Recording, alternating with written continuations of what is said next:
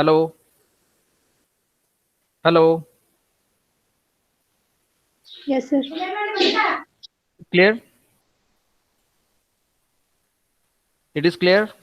Yes, sir. Okay.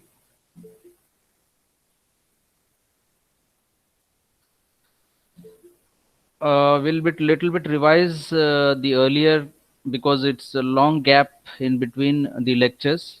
So we'll go little bit, we'll revise it from start for 10 to 15 minutes, and then we'll come back to the original slide, which is 3.3.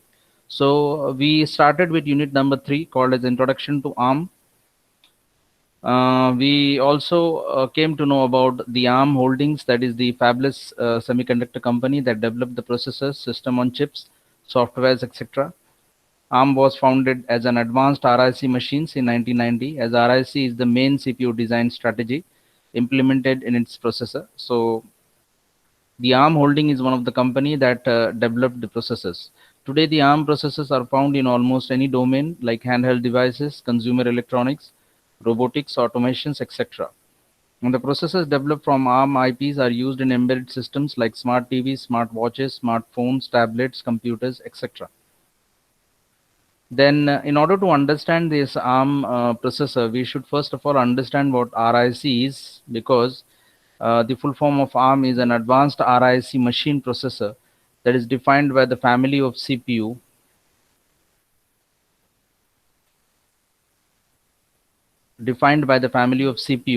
that have wide usage in electronic devices like smartphones, wearable tablets, and multimedia players.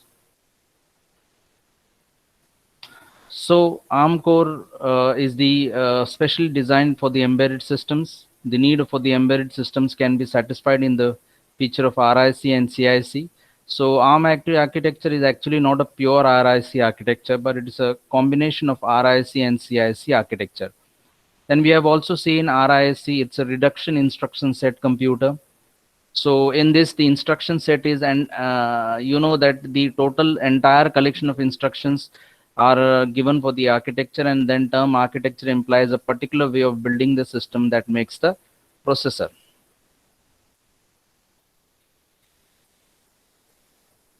So RIC is a reduction instruction set, and it is a type of a category of process of instruction set architecture. It is the medium where processor communicates with the programmer. An instruction is the command given to the processor to perform the following action. Then if you understand RIC and CIC, you'll come to know that RIC is the reduction instruction set of computers. The main idea behind is to make hardware simpler by using instruction composed of few basic steps for loading, evaluating, storing operation, just like command. So we know that in RIC what happens is that for every step you have to give a command. Like if you want to load, you have to first give a command for the load. If you want to evaluate, you have to give a command for evaluate, and then for the storing. So it's an reduced instruction set. But in case of complex instruction set, what happens is that it completely one command is given, and at the same time loading, evaluating, and storing operation takes place. Like example is that if I want to give a multiplication command, it will do the stuff of loading the data, evaluating, and storing, and henceforth it's a complex instruction set. So earlier it is a simple instruction set, reduced instruction set, but in this case it's a complex instruction set. Then we have also seen the ARM core benefits to the embedded systems, how high performance, low power consumption, low silicon area, high code density, load store architecture, and resistor bank with large number of working resistors. Then this is the basic ARM architecture, which is having the address registers, incrementer, then you are having the ALU A and B bus, then the multiply register, barrel shifter, ALU, data in register, data out register, and you have also the control section, which is an instruction decode and control. Then we have seen that it is having a 16 general purpose registers from R0 to R15, having a current program status register which is accessible by the user application. It is also having 20 number of banked registers which are invisible to the user applications. It has two read ports and one write port. two read ports are used to read the operand 1 and operand 2, whereas the write port is used to write the result back to any register specified in the instruction. Then it is an additional bidirectional port to update the program counter with address register. So if you want to have an bidirectional port, you can update it through the program counter with address register with incremental. Then we have also seen the address register is implemented at a very sequential byte access by the incrementer. Then it is having the state of the core or is incremented by 2 thumb state of the core. Address register is directly connected to the address bus. The barrel shifter can shift or rotate the operand by a specified number of bits prior to arithmetic and logical operations. And the 32-bit ALU performs arithmetic or logical operations. Then data in a register hold the input and output data from and to memory. The instruction decoder and associated control logic actually appropriates the control signals and decode the fetch instructions. Then MAC is used to multiply two register operands and accumulate the another register to holding the sum of that product. Then we can also have the required registers can be activated in register bank and operand low out to read ports and register bank to the ALU. So operand 1 is taken through A bus and operand 2 is taken through the B bus after the pre-processing at barrel shifter.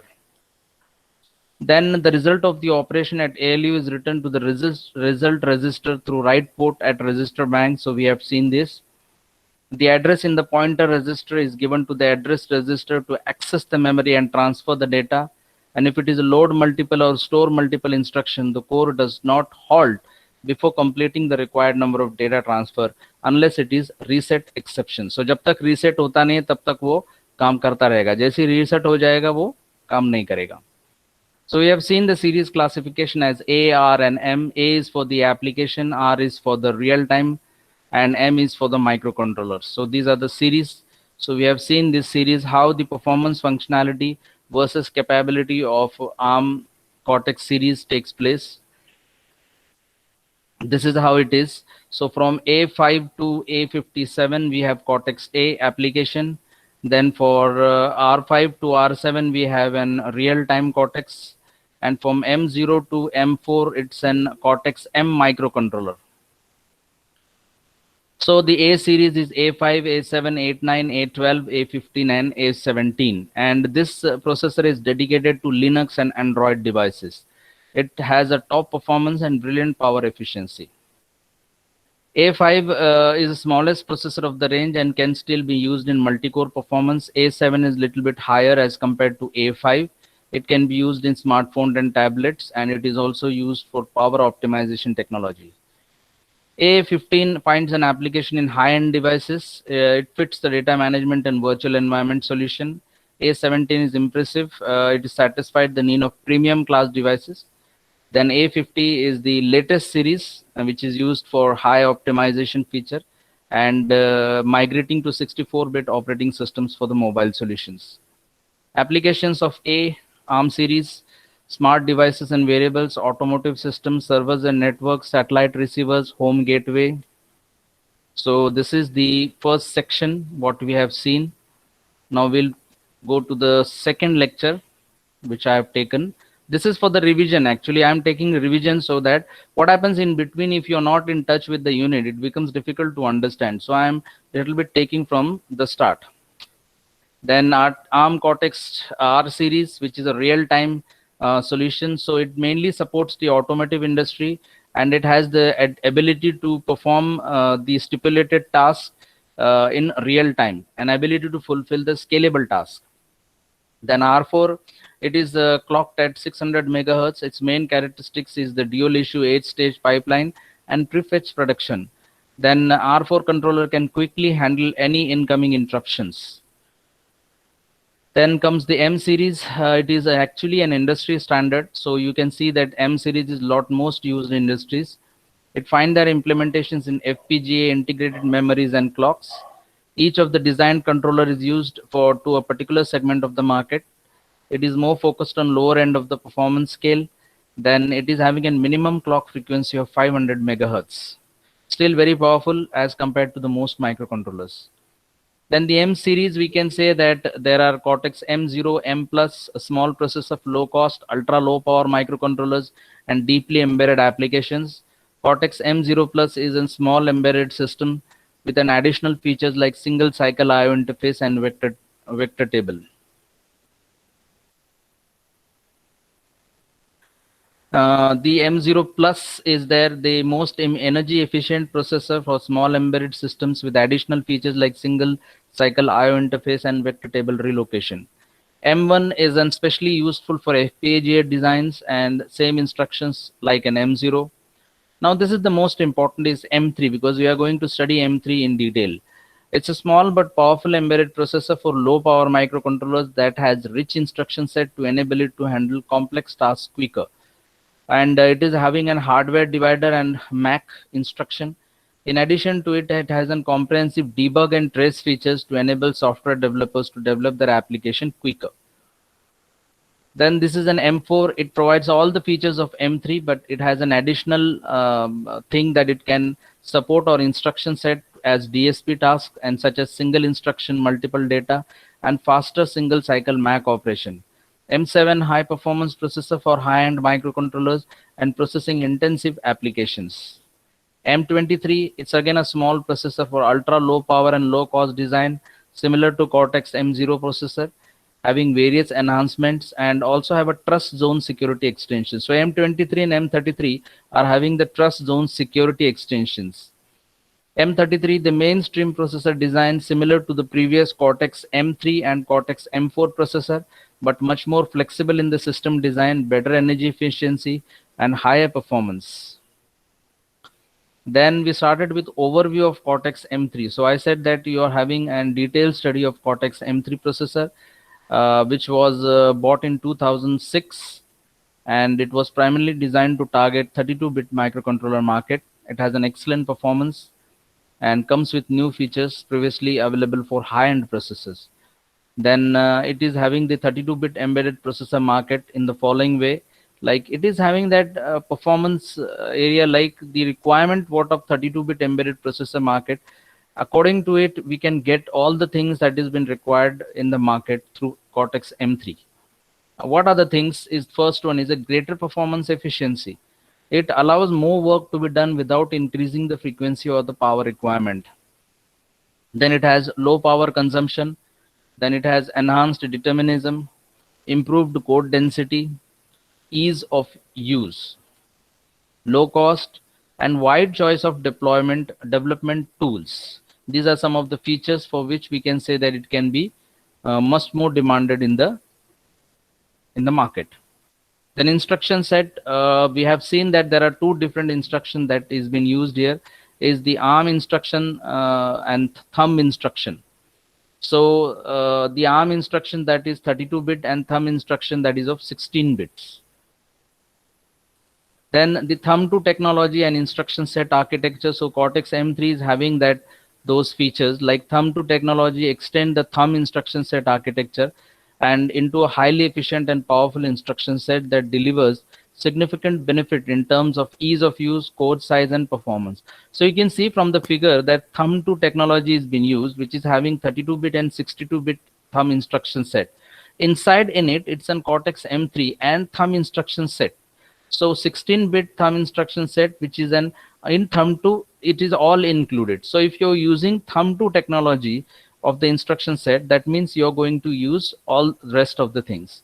And you can shift very easily between the thumb instruction and thumb 2 instruction set. This is the relationship between thumb instruction set in thumb 2 technology and the traditional thumb, which is in between.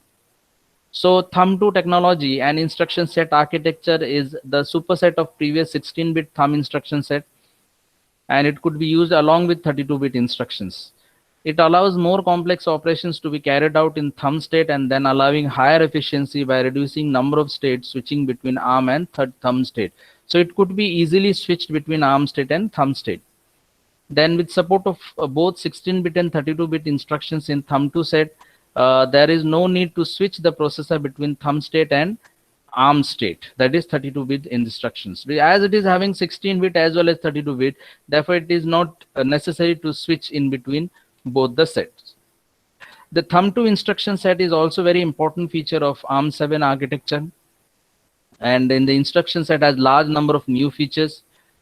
Then the Cortex M3 processor also supports unaligned data access. This is also very important feature, as feature previously was available for the high-end processors. So this is the revision of first two slides, first 2 points. Now we'll move to the actual, what we are going to study today is 3.3, that is introduction to ARM. So up till now we have seen Cortex M3 and we have started understanding Cortex M3 in detail. So now we'll start with this. Now we'll go for the Cortex ARM M3 applications. So where these can be used are very important.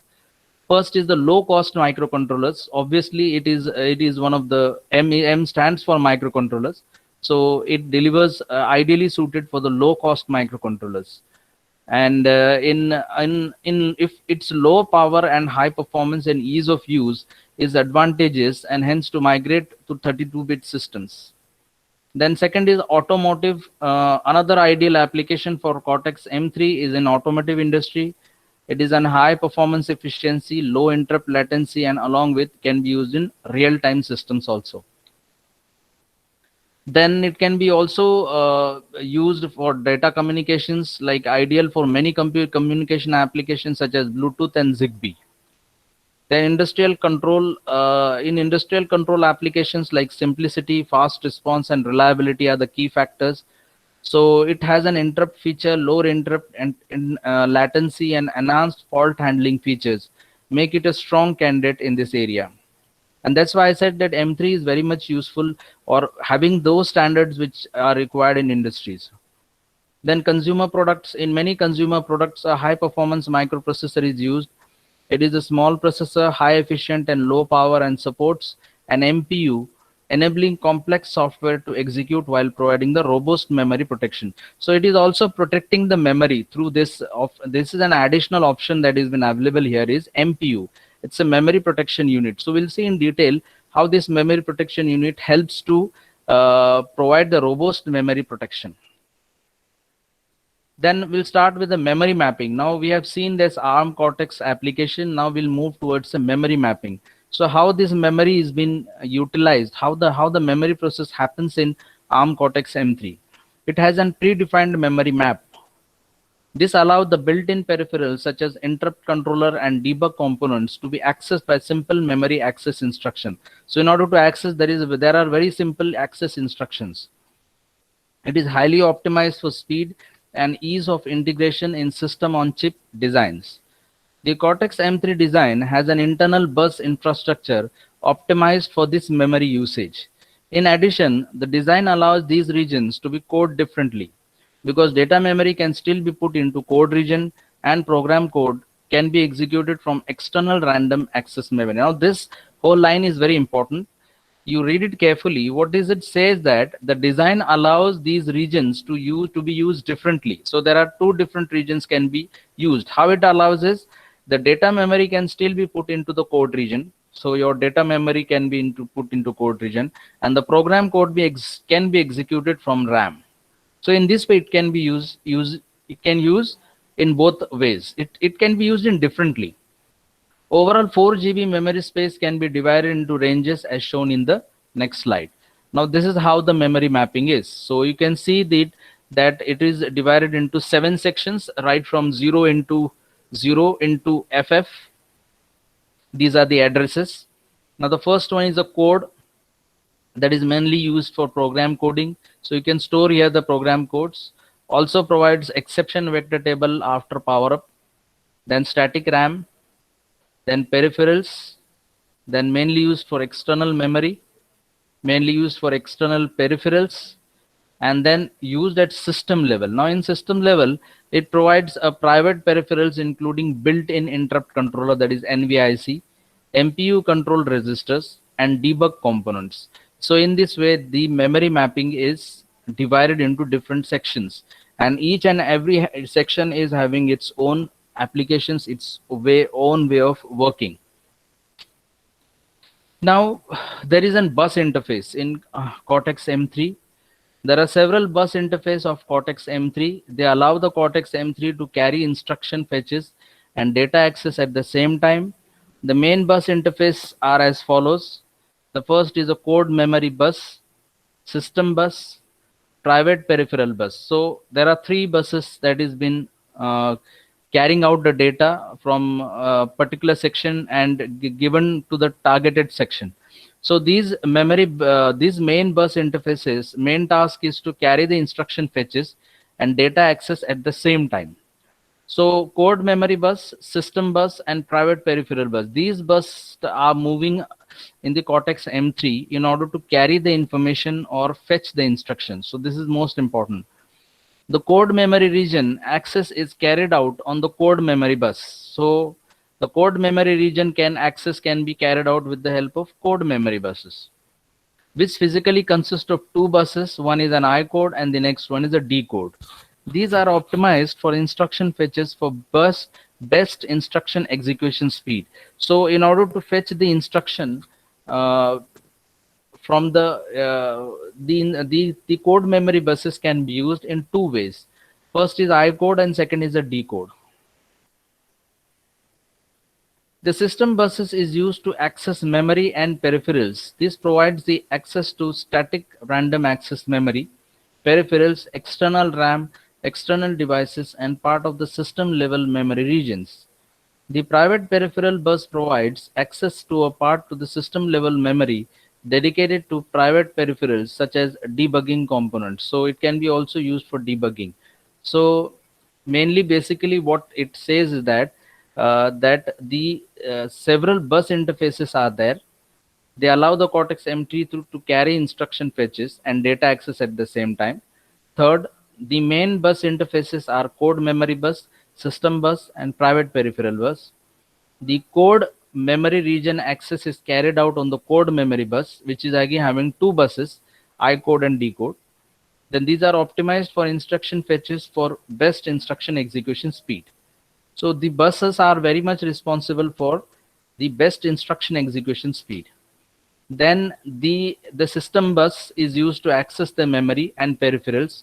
So system bus is especially used to access the memory and peripherals. It provides access to the static random access memory, peripherals, external RAM, external devices, and part of the system level memory regions. And the third one is private peripheral bus that provides access to a part of the system level memory dedicated to the private peripherals such as debugging components. So this is completely a dedicated to the private peripherals. Then I said that MPU, I was discussing about that it's having an optional unit which is called as a memory protection unit. So it can provide the protection to memory. So we'll see a little bit about this MPU. The Cortex M3 has an optional MPU. This is an optional. This unit allows the access rules to be set up the privileged access and user program access. When access rule is violated, a fault exception is generated and the fault exception handler will be able to analyze the problem and correct it if possible. The MPU can be used in various ways. In common scenarios, OS can set up the MPU to protect data. So that is protection. And other privileged process to be protected from untrusted user programs. So it is not only protecting the memory, but it is also protecting the section with the untrusted user programs. Then MPU can also be used to make memory regions read-only. So you cannot edit into it. This is also a very good point. To prevent accidental erasing of the data or to isolate memory regions between different tasks in a multitasking system. So it also provides isolation between different memory regions. It will give you only the memory region read-only section. So this is also a very important part. So as different tasks are carried out in multitasking systems, that's why there is need of an isolation. Overall, it can help to make embedded systems more robust and reliable. So MPU is a memory protection unit and does carry a lot of functions. Then the debugging support. So Cortex M3 also provides the debugging support. It includes number of debugging features such as program execution control, including halting and stepping, instruction breakpoints, data watch points, register, and memory access, profiling, and traces. All these are included of the debugging support. The debugging hardware is based on the core site architecture. Unlike traditional ARM processor, the CPU core itself does not have a joint test action. Group JTAG interface. Instead, a debug interface module is decoupled from the core, and the bus interface called as debug access port is provided at the core level. Through this bus interface, external debuggers can access control registers to debug hardware as well as system memory. Even when the processor is running, this control of the bus interface is carried out by the debug port device. The DP currently available are with the serial wire JTAG debug port. So DP is nothing but a debug port. It is provided with the serial wire, that is SWJDP. It supports the traditional JTAG protocol as well as serial wire protocol, or SWDP, that is supports the serial wire protocol only. The JTAG DP module from the ARM core side product family can also be used. Chip manufacturers can choose to attach one of these DP modules to provide the debug interface. Chip manufacturers may also include an embedded trace macro cell to allow instruction trace. Trace information is the output via trace port interface unit, and the debug host, usually personal computer, can then collect the executed instruction information via external trace capturing hardware. Actually, it is useful for trace information. So if I want to trace some kind of data, it could be also used through trace port interface unit. This is the main thing. Within the Cortex M3 processor, a number of events that can be used to trigger debug actions. Debug event can be a breakpoint, watch point, fault condition, or external debugging request input signals. When debug event takes place, Cortex M3 processor can enter halt mode or execute the debug monitor exception handler. In addition to these basic debugging features, Cortex M3 processor also provides a flash patch and breakpoint unit, that is FPB, that can provide a single breakpoint function or remap an instruction access from flash to different location in SRAM. So this is all about debugging. Now we'll move towards, after memory map, we'll move towards the register. So R0 to R15 are the series of register present, in which R0 to R12 are the general purpose registers, and but some of the 16-bit thumb instructions can only access. R0 to R7 are the low registers, whereas R8 to R15 are the high registers. 32-bit thumb 2 instruction can access all these two registers. So that is very most important. I said that thumb 2 instruction set can access all these registers. Special registers have predefined function and can only be accessed by special registers access instructions. So there are, beyond these general purpose registers, there are some special registers also which can be accessed by the special register access instructions. Now these are the registers. So you can see that from R0 to R7 you have low registers. From R7 to R12 you have high registers. Then R13 is the MSP, that is main stack pointer, and PSP, that is process stack pointer. Then R14 is the link register, LR. R15 is the program counter. Then below is the XPSR, is a program status register. We'll explain this, what XPSR means.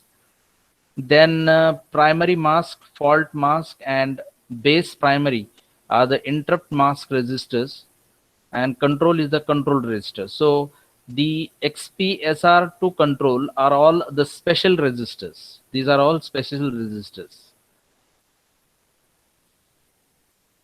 Now if you look at this, R0 to R12, they are the general purpose registers, and the R13 is the MSP, that is a main stack pointer or a program stack pointer. R14 is the link register, and R15 is the program counter. Now as far as R0 to R12 is concerned, they belongs to the low or high registers. So we will start directly with this R13, that is called as the main stack pointer. So this is the stack pointer R13. It is the stack pointer. There are two stack pointers. This duality allows two separate stack pointers to be set up. When using the register R13, you can only access the current stack pointer. The other one is inaccessible unless you use some special instructions to move to special register from general purpose register and move special register to the general purpose register MRS. The two stack pointers are as follows. First is a main stack pointer and the second one is a process stack pointer. Now main stack pointer or stack pointer, this is a default stack pointer. So if you are not going to the like by default the MSP will be there. It is used by the operating system kernel, exception handler, and all the application code that requires privileged access. This is very important word, privileged access. Then process stack pointer or stack pointer process in ARM documentation. This is used by the base level application code when not running an exception handler. So overall, we could see that R13 is the stack pointer. It can only access the current stack pointer. The other one is inaccessible unless you use some special instructions. So by default, you're going to use the main stack pointer. And if you want to use the program process stack pointer, then you have to give special instruction. There are two stack pointers that are used here, is the main stack pointer and process stack pointer. Then this is the default SP and it is useful for application code that requires privileged access. And process stack pointer is used by the base level application code when not running an exception handler. So this is how the things are. Once again, we'll go and revise. We'll come to know. We have seen the applications of Cortex ARM3. It's a low cost microcontrollers, automotive, data communication, industrial control, consumer products. Then this is the memory mapping. So we are seeing that there is a divided into 7 parts, right from code to system level. Then we have seen the bus interface. So 3 bus interface, code memory bus, system bus, and private peripheral bus. Again, the code memory bus is divided into 2 codes, I code and D code. Then system bus is used to access memory and peripherals. Private peripheral bus is used to access to a part of the system level memory dedicated to the private peripherals. Then we have seen MPU, that is a program memory protection unit, which not only protects the memory, but it also carries out different things like make memory registers read only, prevents accidental erasing of data, or isolate the memory regions so that different tasks can be carried out in a multitasking system. So overall, we could say that MPU is very helpful to make the embedded system more robust and reliable. Then debugging support. So it includes number of debugging features such as program execution control, include halting and stepping, instruction breakpoint, data watch points, registers and memory access, profiling and traces. So this is similarly debugging support. Then this is the register. So there are totally R0 to R15 registers. So R0 to R7 are the general purpose registers for low, and R7 to R12 are the high registers. R0 to R7 low registers, R7 to R12 are high registers, and 32-bit thumb 2 instructions can access all these registers. So you can see these registers. So R0 to R12 are low and high registers. Then R13 is the main stack pointer and process stack pointer. So by default, the main stack pointer is there. And if you want to access this process stack pointer, then you have to give these special instructions. R14 link register, R15 program counter. Then the special registers are there from XPSR to control. And we have seen the stack pointer. So the stack pointers are 2 stack pointers available. One is the main stack pointer and the second one is the process stack pointer. So I hope you have understood. Have you got it, students?